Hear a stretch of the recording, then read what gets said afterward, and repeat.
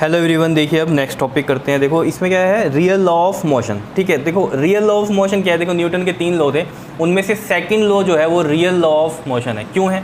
क्योंकि second law से आप फर्स्ट लॉ भी ड्राइव कर सकते हो और थर्ड लॉ को भी ड्राइव कर सकते हो। तो यही लिख रखा है, Newton second law of motion is known as the real law of motion because the other 2 laws can be derived from it. मतलब न्यूटन का सेकंड लॉ क्या है, रियल लॉ है। क्यों है? क्योंकि जो दूसरे 2 लॉज हैं, मतलब फर्स्ट लॉ और थर्ड लॉ भी इससे हम ड्राइव कर सकते हैं। तो चलो ड्राइव करते हैं। देखो derivation of Newton's first law from the second law. तो देखो according to Newton's second law, हमें पता है न्यूटन्स सेकंड लॉ क्या पता है आपको, जल्दी से बताओ। F इज इक्वल टू में होता है मास इंटू में एक्सेलरेशन। अब आप कहोगे ये भी होता है हमारे पास। F इज इक्वल टू में dp/dt, rate of change of linear momentum is directly proportional to force. मैंने यहाँ इक्वल टू रख दिया। समझ रहे हो इतनी बात? ये चीज़ होती है। ठीक है, बिल्कुल ये भी होती है और इसी से हमने ये चीज़ भी ड्राइव करी थी सेकंड लॉ में। तो F इजिकल टू एम में भी क्या है, सेकंड लॉ की ही कहानी है। क्लियर या नहीं बताओ? ठीक है, तो F इजिकल टू में एम में हमें पता है ये कहानी। ठीक, अब यहाँ पर आप बताओ, अगर हम एक्सटर्नल फोर्स ज़ीरो कर दें, यानी कि हम यहाँ लिखें अगर इन एब्सेंस ऑफ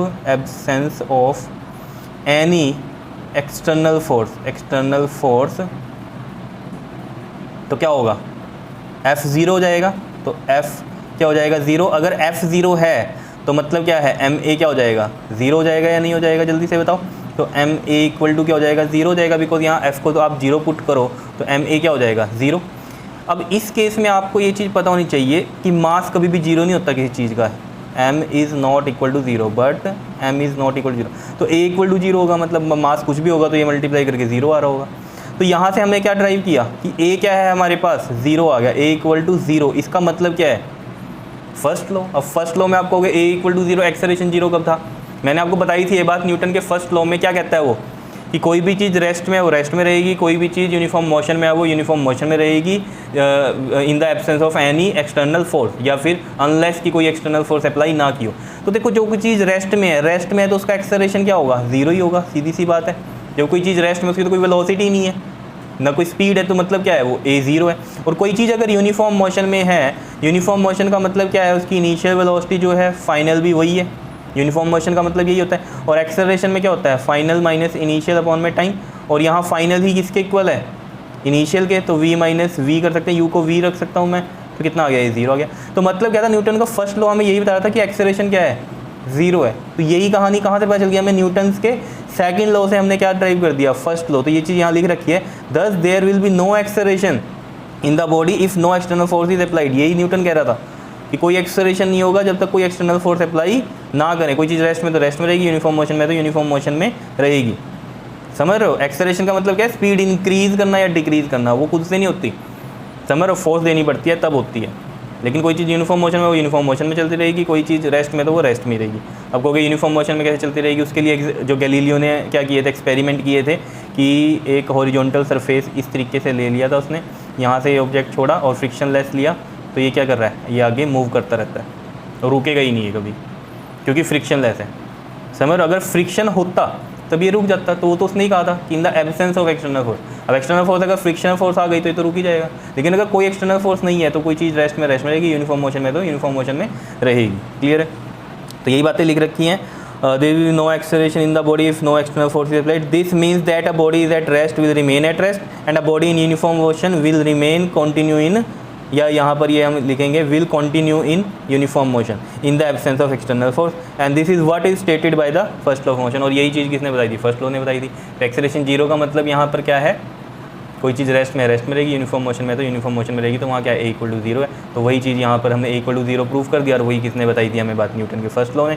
तो समझ लो सेकंड लॉ से हमने फर्स्ट लॉ ड्राइव कर दिया यहाँ पर। ठीक है, चलो आगे बात करते हैं derivation of Newton's third law from second law. तो न्यूटन का थर्ड लॉ ड्राइव करते हैं सेकंड लॉ से। ठीक है, तो हमने कंसीडर कर ली 2 बॉडीज़ हैं A और B। ठीक है, ये कोलाइड हुई आपस में। ठीक, कोलाइड होने के बाद ऑब्वियस सी बात है इनका मोशन रहा होगा कुछ भी। ठीक, तो यहाँ पर हमें न्यूटन के सेकंड लॉ से ये चीज़ पता है कि जो फोर्स होती है वो क्या होती है, rate of change of linear momentum होता है। जो फोर्स है वो directly proportional to rate of change of linear momentum होता है ना। तो वही चीज़ यहाँ पर हमने की। ठीक है, अब जब A और B कोलाइड हुए तो A पे जो फोर्स लगी किसने लगाई, B ने, तो ये इधर आ गया। और बी पे जो फोर्स लगी ए ने जो लगाई तो ये इधर आ गया, मतलब बी पे लगी ए की वजह से और ये क्या है ए पे लगी बी की वजह से। तो ठीक है, तो हम यहाँ लिखेंगे फोर्स। अब ये सब किससे पता है हमें? According to Newton's second law, according to Newton's second law से हमें ये कहानी पता है सारी। ठीक है, तो force on A due to B, तो वो क्या बनेगी एफ ए बी।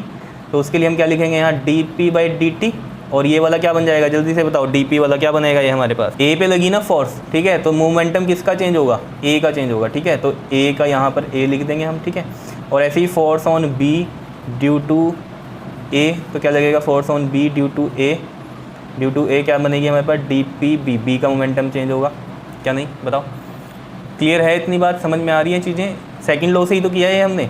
ठीक है, अब यहाँ पर हम क्या करते हैं, इनको ऐड करते हैं। ठीक है, तो ऐड जब करेंगे ये 1 हो गया और ये 2 हो गया। ठीक है, ऐड करो पूरे सिस्टम का इसमें, तो F B A sorry A B plus में एफ बी ए ऐड किया 1 और 2 को, इज इक्वल टू में D P A by D T plus में D P B by D T. ठीक है, अब इसमें हम क्या करें, अगर हम कहें कि एक्सटर्नल फोर्स 0 है, ठीक है, if F is 0, external force 0 है, तो ये क्या हो गई 0 इज इक्वल टू में D P A by D T and plus में D P B by D T. अब ये चीज़ हमें पता है, अगर ये चीज़ हमने यहाँ पर लिख दिया ये जी इक्वल टू 0 हो गया in the absence of external force, तो यहाँ पर ये D P A by D T मतलब क्या है? Rate of change of linear momentum of A, यानी कि ये क्या है? ए पे फोर्स लगी बी की वजह से, और ये क्या हो जाएगा? बी पे फोर्स लगी ए की वजह से। ठीक है, अपोजिट कर दिया, पहले इसको ये लिख रहे थे अब इसको ये लिख दिया यहाँ पर। ठीक है, तो यहाँ पर आपके सामने ही है ये एफ ए बी, इधर ही रहने देंगे हम, तो ये किस तरीके से लिख सकते हैं? अब देखो एफ बी ए और ये क्या आ जाएगा हमारे पास? माइनस का एफ ए बी, या नहीं? या इसको हम इस तरीके से भी लिख सकते हैं, एफ बी ए इधर ले आते आप, ठीक है, और एफ बी ए इधर ले आते माइनस का, और ये एफ ए बी यहीं रहने देते। ठीक है, या फिर इसको अब ऐसे भी लिख सकते हो F A B is equal to में माइनस का एफ बी ए, मतलब जैसे आपको ठीक लगे वैसे आप लिख सकते हो। मेन क्या बात इसमें आपको करनी थी कि यहाँ पर जो फोर्सेस हैं वो क्या हैं? इक्वल एंड अपोजिट हैं, यानी कि एक्शन का क्या हो रहा है? रिएक्शन हो रहा है। समझ रहे हो बात? मतलब ये इस डायरेक्शन में है तो वो दूसरी अपोजिट डायरेक्शन में है, ये मतलब हुआ। क्या बताओ समझ में आई कहानी या नहीं? अब यही चीज़ यहाँ पर लिख रखी है, it means action is equal and opposite to reaction, यही मतलब हुआ, and this is what is stated by the third law. तो यहाँ से हमने दोनों लॉ ड्राइव कर दिए सेकंड लॉ से, तो इस वजह से सेकंड लॉ हमारा क्या है? Real law of motion. तो यहाँ लिख रखा है, so we derive first law from second law and third law also from second law, hence second law is the real law of motion. क्या इतनी बात क्लियर है या नहीं है बताओ? सिंपल सी कहानी थी। ठीक है, तो ये कर लेना, टॉपिक इंपॉर्टेंट है आपका। ठीक है, रियल लॉ ऑफ मोशन यानी कि न्यूटन का सेकंड लॉ क्या है? रियल लॉ है। क्लियर? Okay, thank you.